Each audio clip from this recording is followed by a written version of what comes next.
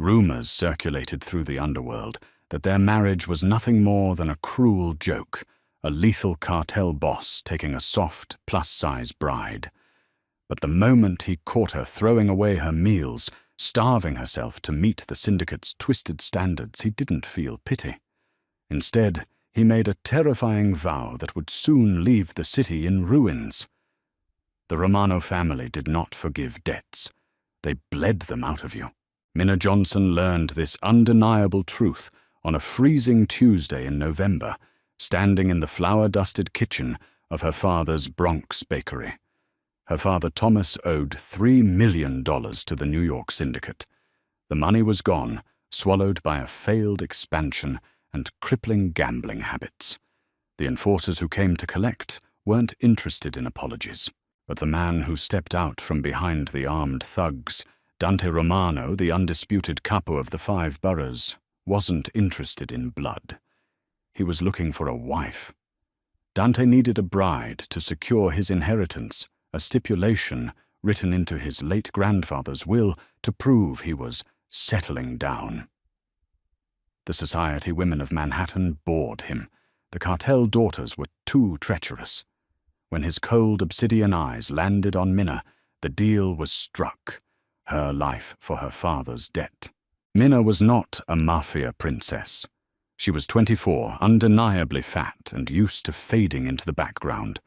She had thick thighs, a heavy stomach, and arms that jiggled when she kneaded dough. In her neighborhood, her softness was just a part of who she was, a sweet girl who baked the best cannolis on Arthur Avenue.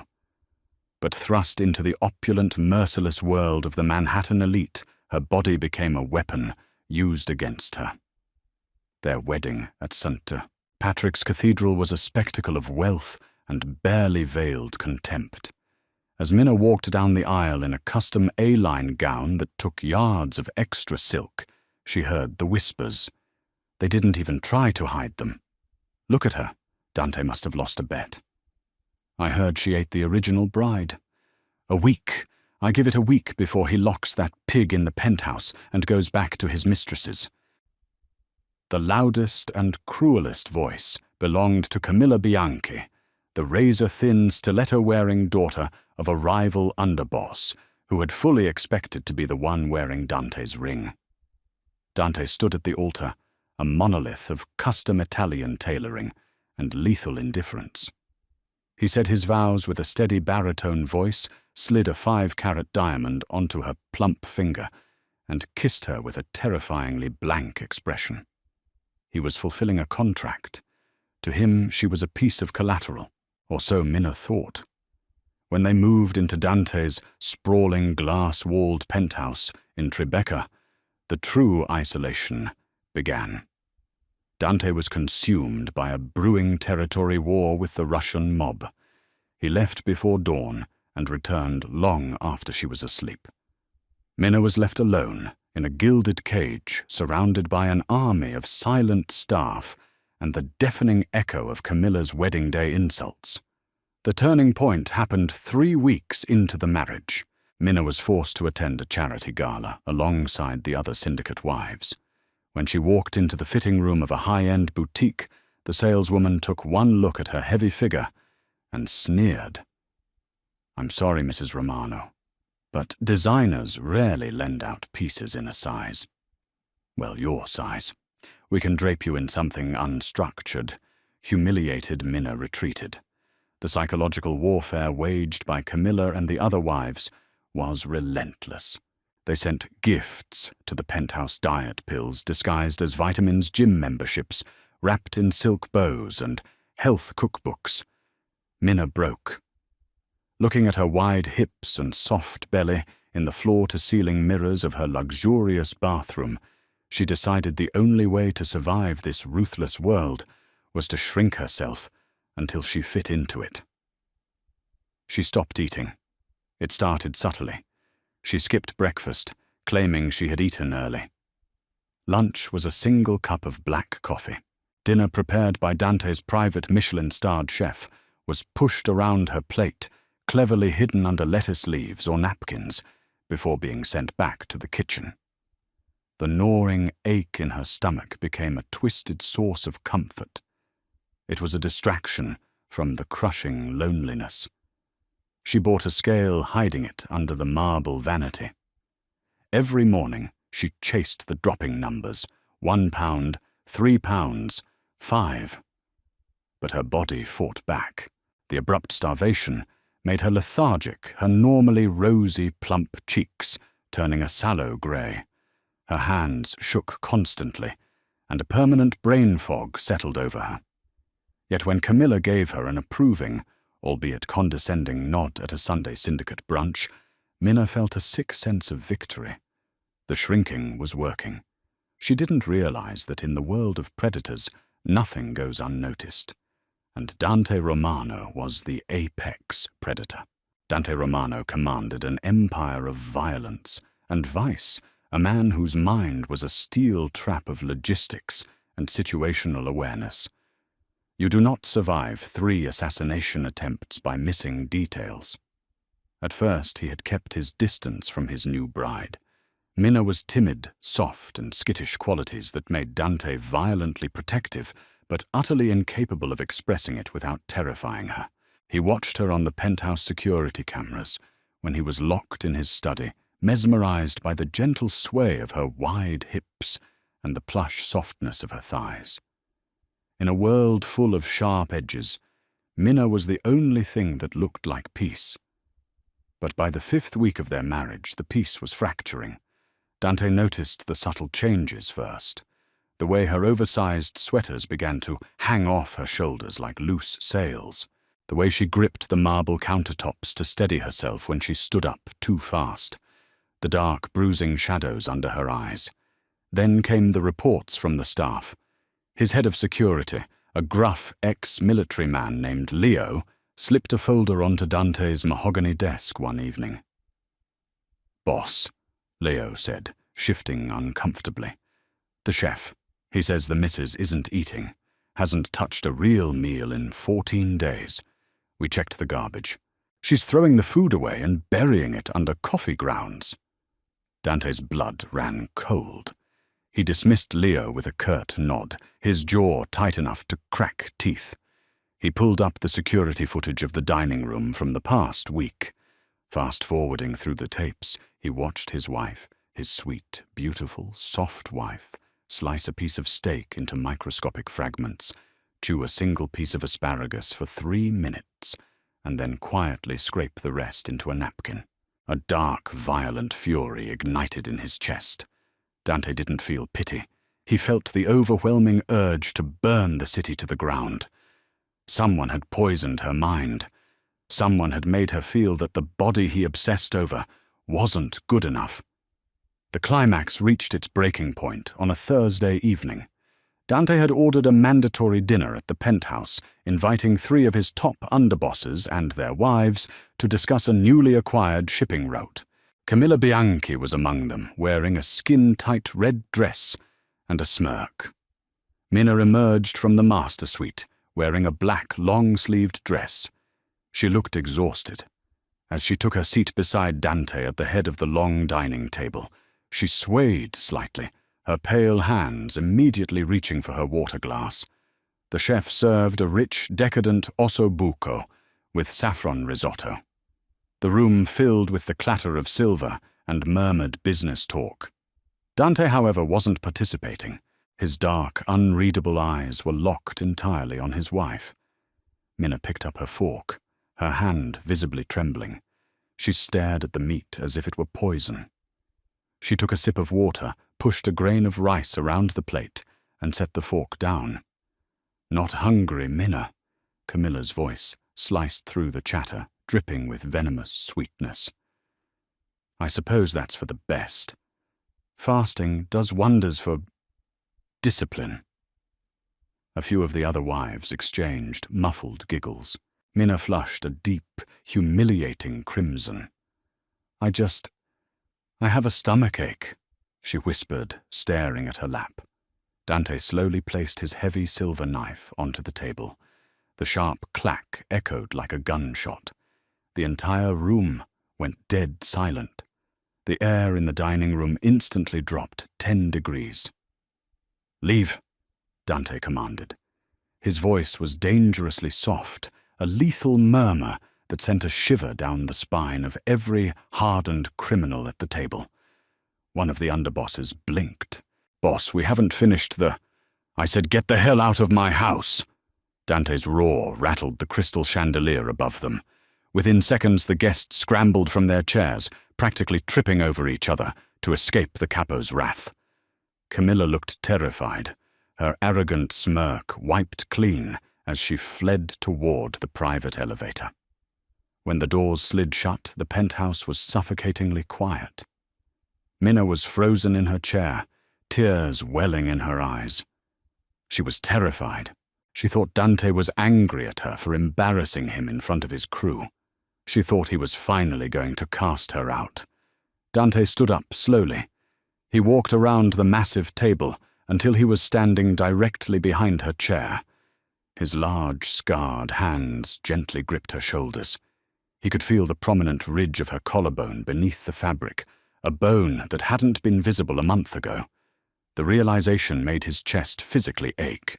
"Minna," he said, his voice dropping into a dark, gravelly register. "Look at me." She slowly turned her head, a tear slipping down her cheek. Dante pulled up a chair and sat directly beside her, trapping her between his massive frame and the table. He reached out his thumb, catching the tear on her cheek. "You are starving yourself." He stated a chilling mix of rage and raw agony in his tone. "You are shrinking the body that belongs to me." "Why?" Minna choked on a sob, the dam finally breaking. "Because I'm an embarrassment to you," she cried out, her hands covering her face.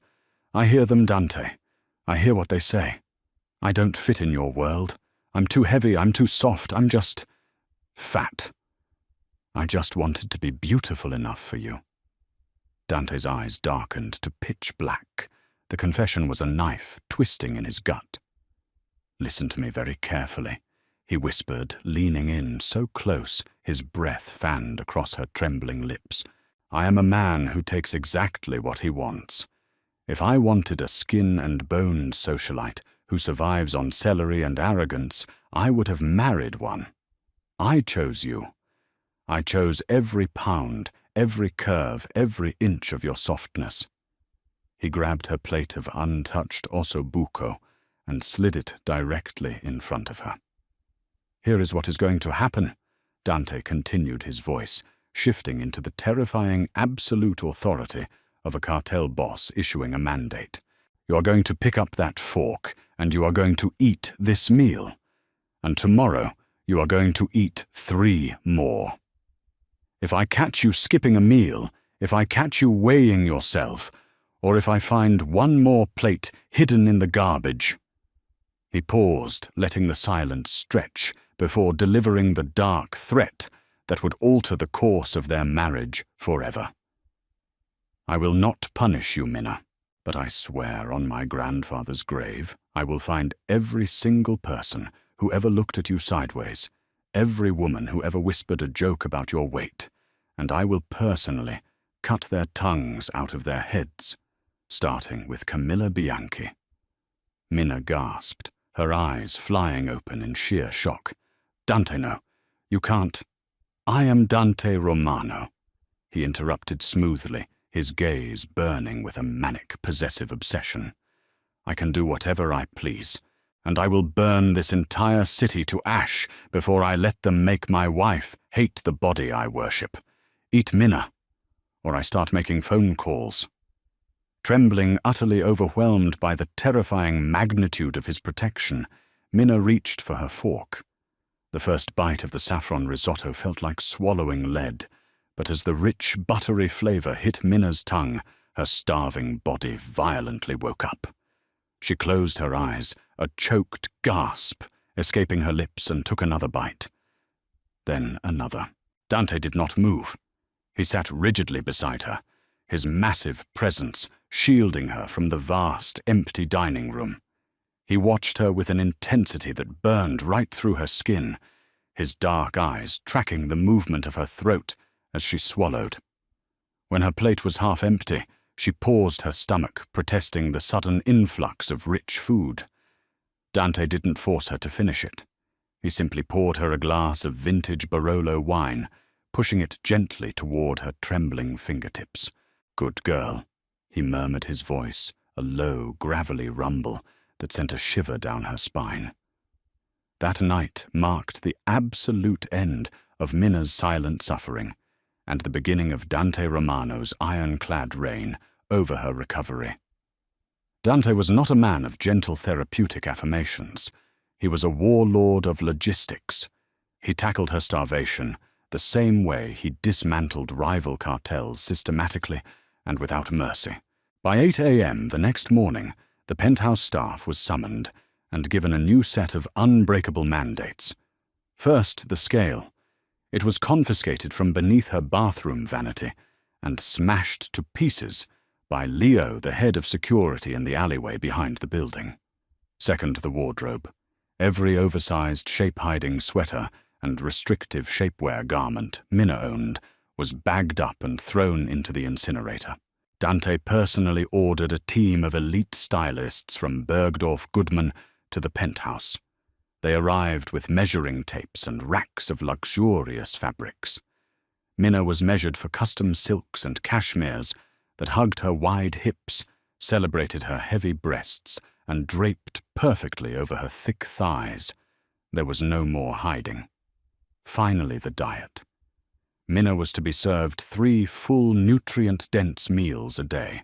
If she missed one, Dante made it clear he would abandon whatever multi-million-dollar illicit negotiation he was handling, fly across the city, and feed her himself. To Minna's astonishment, Dante's dark threat at the dinner table wasn't just a terrifying bluff to force her to eat. He began systematically dismantling the lives of the women who had driven his wife to the brink. It started quietly, a series of precise, devastating strikes disguised as bad luck. Victoria Kensington, one of Camilla's closest friends, who had cruelly gifted Minna the disguised diet pills, was the first to fall. Within 48 hours, her husband, Arthur's highly lucrative underground casino, was raided, following an anonymous, heavily detailed tip to the NYPD. The Kensingtons were left financially ruined, their syndicate privileges permanently revoked. They fled to a grim suburb in Ohio before the week was out. Next came Beatrice Russo, who had snickered at Minna's body during a Sunday brunch. Her husband, Dominic, a ruthless loan shark, mysteriously lost his entire territory overnight to Dante's enforcers.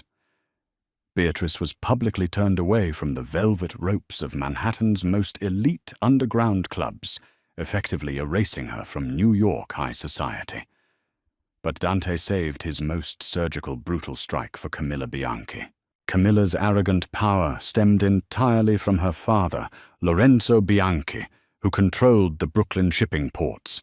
Dante didn't just want to hurt the Bianchis, he wanted them utterly and publicly humiliated. 2 weeks after the dinner incident, the syndicate hosted the annual Winter Solstice Gala at the Waldorf Astoria. It was the undisputed crown jewel of Mafia social events, a glittering display of wealth and danger. Minna attended on Dante's arm. She was terrified, her heart hammering against her ribs like a trapped bird, but she looked absolutely breathtaking. She wore a custom emerald green gown designed personally by Christian Siriano.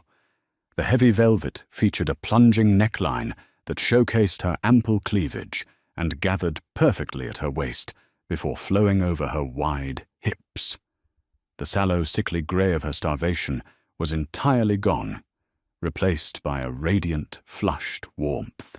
When they entered the grand chandelier-lit ballroom, the whispering stopped immediately, not out of mockery, but out of sheer, unadulterated fear. Dante's reputation for his recent ruthless purges preceded him. Camilla Bianchi stood near the towering champagne fountain, flanked by her father. She sneered out of habit as Minna approached, But the arrogant smirk died violently on her lips when Dante stepped directly into her path, his broad shoulders blocking her view of his wife. "Lorenzo," Dante said smoothly, his voice easily carrying over the string quartet playing in the corner.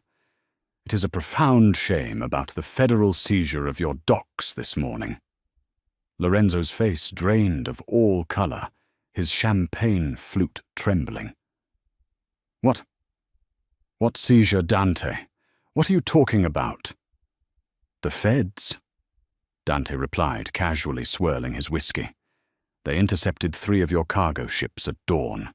Contraband, illegal weapons. I imagine the federal indictments are being unsealed by a judge as we speak. You are a liability, Lorenzo." Camilla gasped, her perfectly manicured hands flying to her mouth. "You set us up?"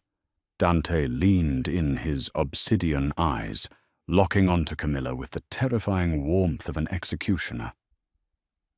"I told my wife I would cut the tongues out of the people who disrespected her. Consider the loss of your family's empire a mercy. If you ever speak Minna's name again, if you ever even look in her direction, I will not be so diplomatic." He turned his back on them, dismissively offering his arm to Minna. As Lorenzo dragged his hysterical daughter out of the ballroom, the message to the rest of the underworld was crystal clear. The Donna is untouchable. The sheer unmitigated destruction of the Bianchi family empire brought a terrifying, insulated peace to Minna's world, but desperate, ruined people do not simply fade away into the shadows. A month had passed since the gala. Under Dante's absolute, uncompromising protection, Minna's body had fully bloomed back into its soft, heavy glory. The constant gnawing anxiety that had once scraped at her bones was permanently replaced by a shocking, undeniable realization. Dante Romano didn't just tolerate her plus-size figure. He was deeply, ravenously obsessed with it. Behind the closed, bulletproof oak doors of their Tribeca master suite, he worshipped her as if she were a deity. He spent hours tracing the delicate silver stretch marks on her wide hips, kissing the soft, plush curve of her belly and tangling his large, scarred hands in her thick thighs. He made her feel like a priceless Renaissance sculpture carved from warm marble rather than a problem society needed to solve. He adorned her with custom Cartier bracelets, tailored specifically to fit her plump wrists, and draped her in silks that celebrated her heavy breasts. His dark, unwavering devotion rebuilt her shattered confidence brick by brick.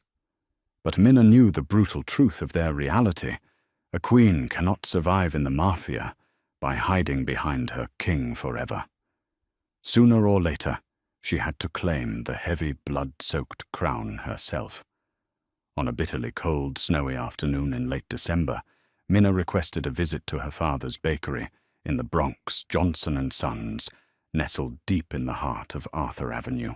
Dante was tied up in a highly volatile, high-stakes sit-down with the Chicago outfit at Sparks Steakhouse in Midtown, so he dispatched Leo and 2 heavily armed cartel guards to escort her.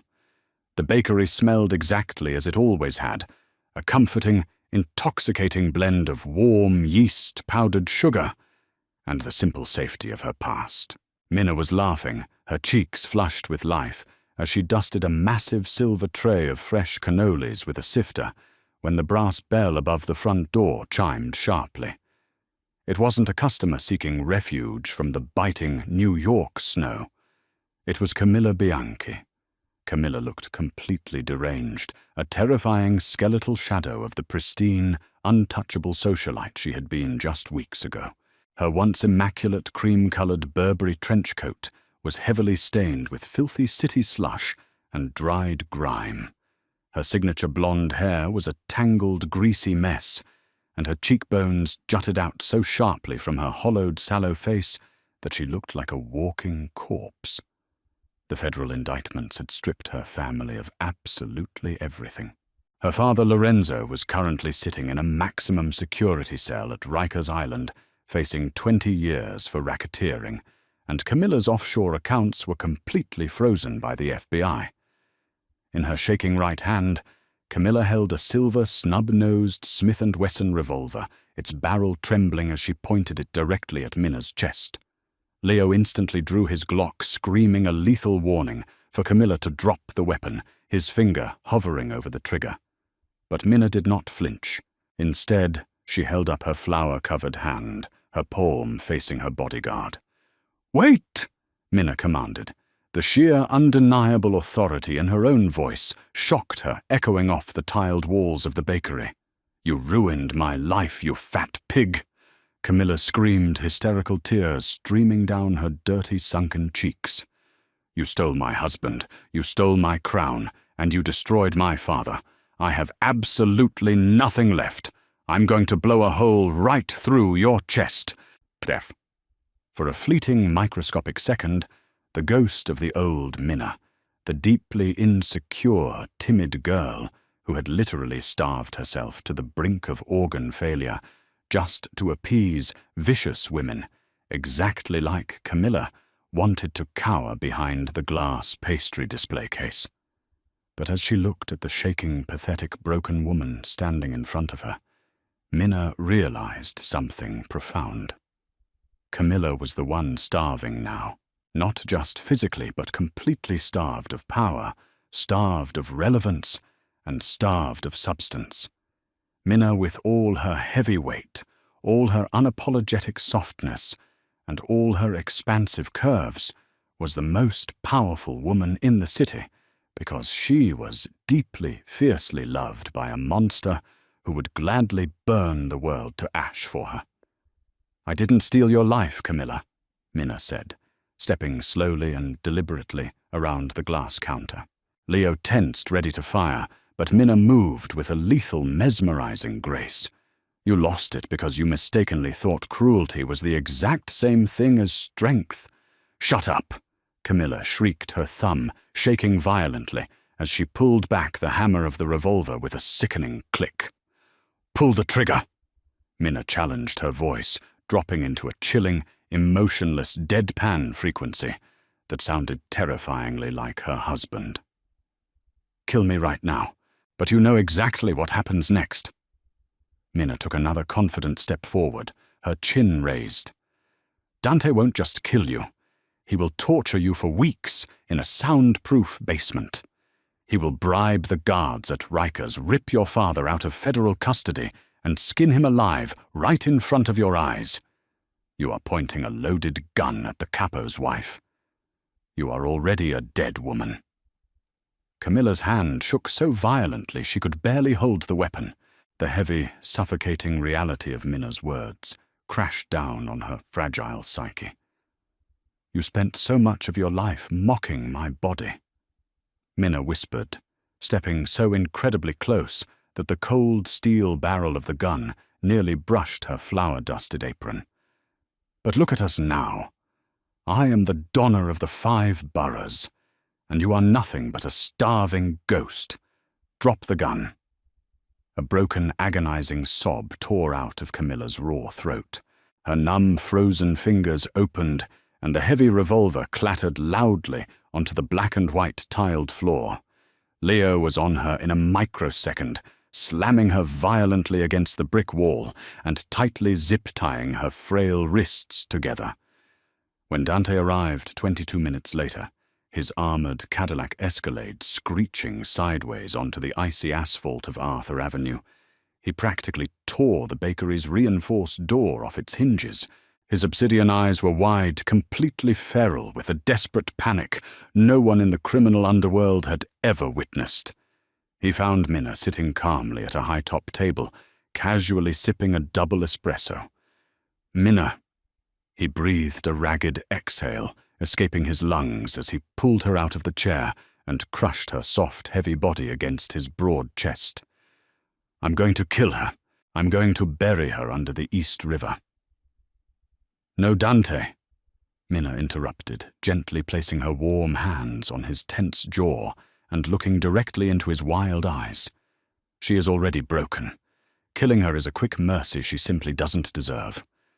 Let her live in the freezing streets she used to own, and let her watch us rule them from above. Dante froze, staring down at his soft, heavy bride. He was utterly captivated by the immovable iron spine he saw beneath her gorgeous curves. A slow, dark, incredibly proud smile spread across his handsome face. He leaned down and kissed her deeply right there in the flour-dusted bakery in the Bronx, murmuring against her warm lips, "My beautiful, brilliant queen, the world is yours." Did you love seeing Minna embrace her curves and claim her Mafia crown? The underworld might be ruthless, but nothing is more powerful than a woman who finally recognizes her own worth and the man who destroys the world to protect her. If Dante and Minna's dark romance kept you on the edge of your seat, smash that like button, share this story with your fellow romance drama lovers, and subscribe to our channel for more thrilling stories.